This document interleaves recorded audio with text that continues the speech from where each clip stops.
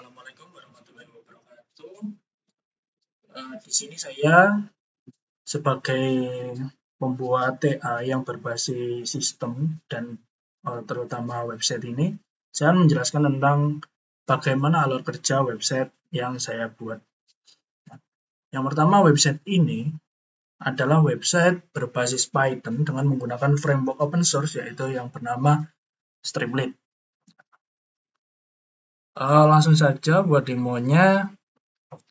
Yang pertama, dalam sistem ini hanya terdapat 2 role, karena sistem ini tujuan utamanya difungsikan untuk masyarakat umum yang memiliki kepentingan. Kepentingan apa? Kepentingannya yaitu adalah melihat harga beras medium di Jawa Timur secara visual. Nah, oleh sebab itu saya di sini menggunakan dashboard untuk usernya tanpa menggunakan login. Baik. Kemudian di sini untuk dashboardnya sudah dibuka. Tampilan awal ketika membuka website ini yaitu seperti ini. Nah, kita mulai dari sidebar terlebih dahulu. Pada sidebar terdapat select box yang menunjukkan kita itu berada di halaman mana. Nah, di sini ada 2 yaitu user dashboard dan admin dashboard. Oke. Kemudian ada pilih dataset. Pilih dataset ini adalah dataset yang sudah disimpan oleh database, yang dimana data tersebut diambil dari website Siska Perbabo yang di scraping dan diinputkan oleh admin. Oke, kemudian di sini ada filter untuk klasternya yang terdiri dari 3 klaster yaitu 0, 1, dan 2. Kemudian di sini ada filter lokasi yang menunjukkan setiap lokasi yang terdapat di Jawa Timur, yaitu lokasi yang berjumlah 38. Kemudian di sini ada 4 card yang dimana card pertama menunjukkan jumlah lokasi, kemudian card kedua menunjukkan jumlah seluruh pasar. Nah, kedua card ini adalah jumlah di Jawa Timur ya. Kemudian yang ketiga adalah card yang menunjukkan harga rata-rata Jawa Timur keseluruhan dalam file yang dipilih sini. Nih. Kemudian card yang ketiga adalah card yang menunjukkan rata-rata harga tertinggi di pasar dari file yang dipilih di sini. Nah, di sini dapat dilihat bahwa nama pasarnya yaitu Pasar Wagi dari Kabupaten Nganjuk. Kemudian visualisasi berikutnya ada wilayah klaster, yaitu yang berkaitan dengan filter ini, filter pilih klaster. Nah, di map ini dapat melihat secara keseluruhan seluruh lokasi yang dimana lokasi tersebut mencerminkan kota ataupun kabupaten di Jawa Timur. Nah, di sini ada tingkatan yaitu sedang, rendah, dan tinggi. Masing-masing lingkaran ini menunjukkan tingkatannya. Oke. Kemudian dilanjut dari visualisasi bar chart yang di sini menunjukkan 5 lokasi tertinggi dan terendahnya. Dan di sini ada line chart. Nah, line chart ini itu diambil dari rata-rata harga di Jawa Timur dari kalkulasi seluruh file yang sudah diupload ke dalam database. Yang di sini gambarnya. Oke, kemudian di sini ada gambar tabelnya atau visualisasi tabelnya yang mencakup seluruh data pada tabel di file ini. Kemudian dilanjut ke admin dashboard. Nah, pada dashboard admin ini atau admin dashboard ini yang diperlukan untuk awal-awal yaitu login. Nah, di sini karena sistem ini digunakan 2 role yaitu user dan admin, dan usernya adalah masyarakat luas. Nah, untuk adminnya itu adalah saya sendiri sebagai developernya. Karena hal itu saya hanya menggunakan satu akun untuk login.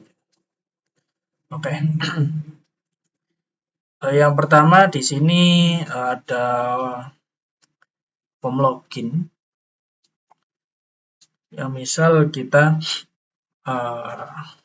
buat untuk passwordnya tampil terlebih dahulu, dan password di sini saya asal ya.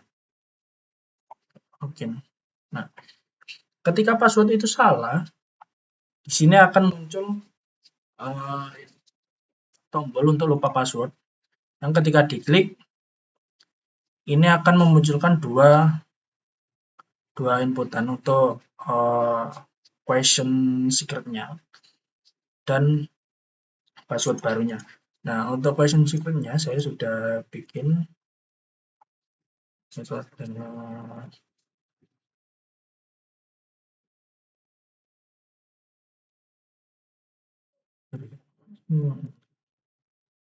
Ini adalah jawaban dari pertanyaan ini. Dan yang tahu hanyalah saya sebagai admin dan developernya. Oke. Untuk password barunya, misal kita buat 111.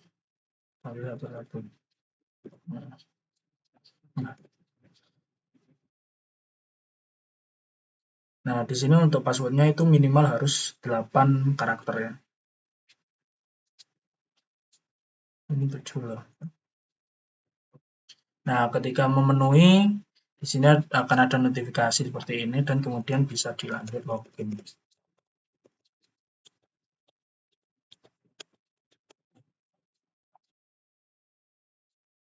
Nah, ini adalah admin panel. Yang admin panel ini berfungsi untuk mengatur visualisasi yang ada di dashboard user. Yang pertama di sini ada input atau upload data baru atau file. Nah, yang pertama ini saya contohkan. File ini adalah file hasil scraping. Kemudian untuk ini adalah preview, ada 1, 2, 3, 4, 5 tabel untuk preview saja. Nah, ini adalah gambaran data awalnya seperti ini. Kemudian adalah preprocessing awal, yaitu mengubah struktur datanya supaya dapat dianalisis lebih lanjut. Kemudian ada hasil preprocessing menggunakan visualization. Nah, visualization di sini saya menggunakan ini untuk menekan nilai-nilai ekstrimnya. Seperti itu. Kemudian ada perbandingan perubahan volume. Nah, ini adalah hasil dari proses visualization ini, di mana ketika ada data yang dilakukan preprocessing menggunakan visualization, di sini akan tertampil jumlah berapa datanya, seperti itu. Oke, kemudian ada hasil preview dari clustering juga. Nah, ini adalah hasil dari model clusteringnya, akan menambahkan variabel baru. Nah, latitude dan longitude ini itu didapat dari ketika melakukan preprocessing awal dengan mengubah strukturnya seperti itu. Dan ini hanya preview. Jika tidak ingin disimpan ke database tinggal di cancel, lalu jika ingin disimpan ke database tinggal disimpan seperti ini. Nah, di sini ketika data ini disimpan, maka model akan nge-training ulang berdasarkan data yang baru. Oke. Nah, karena jika model itu dilatih secara terus-menerus akan menimbulkan yang namanya overfitting. Nah, karena adanya overfitting itu yang membuat hasil visualisasinya menjadi kurang bagus, saya di sini menambahkan fitur yaitu untuk manajemen modelnya yang dapat dilakukan reset model. Nah, ketika model ini di reset akan mengacu pada model yang saya deploy sebelumnya. Kemudian ini ada file untuk ngelatih model itu, yang dimana file yang dapat dipilih adalah file yang sudah diupload. Oke, ketik ini coba untuk melakukan reset model.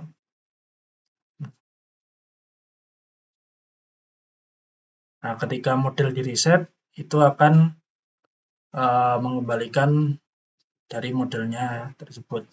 Kemudian di sini ada pilihannya juga seperti itu, tinggal dipencet saja, tinggal diklik saja. Nah, dari setiap file baru yang diuploadkan, itu akan menghasilkan nilai klaster yang berbeda-beda. Mungkin terkadang ada yang nilainya tinggi, rendah, atau sedang. Nah, itu menimbulkan ketidaksinambungan. Misal pada ini yang menjadi acuan untuk mengganti label klasternya. Nah, di sini dapat dilihat untuk variabel lokasinya. Untuk Kabupaten Sidoarjo di sini, nah ini tinggi, di sini tinggi sudah sesuai. Nah, namun untuk variabel lokasi yang terendahnya untuk Sumeneb sudah sesuai juga. Oh, sorry. Untuk Sumeneb dan lainnya di sini belum sesuai. Jadi ini merah ini seharusnya lokasi-lokasi yang terdapat klaster yang rendah ini harusnya di sedang, dan kemudian Bangkalan dan Sampang ini termasuk rendah. Jadi dirubah di sini. Benar. Nah, label visualisasi akan diperbarui. Nah, seperti ini sudah benar ya. Oke. Nah, kemudian ada file-file yang sudah diupload tadi. Sudah diupload, akan disimpan di sini. Ada opsi untuk melihat data pertamanya saja. Ada opsi untuk melihat keseluruhan data. Jika ingin dirubah, tinggal merubah namanya, misal minggu 10. Nah, di sini nama akan otomatis dirubah. Dan jika ingin menghapus, tinggal menghapus saja. Dan untuk dashboard usernya akan otomatis terupdate sendiri. Seperti ini. Kurang lebih itu saja yang bisa saya sampaikan dalam demo sistem yang telah saya buat ini. Kurang lebihnya mohon maaf, dan wassalamualaikum warahmatullahi wabarakatuh.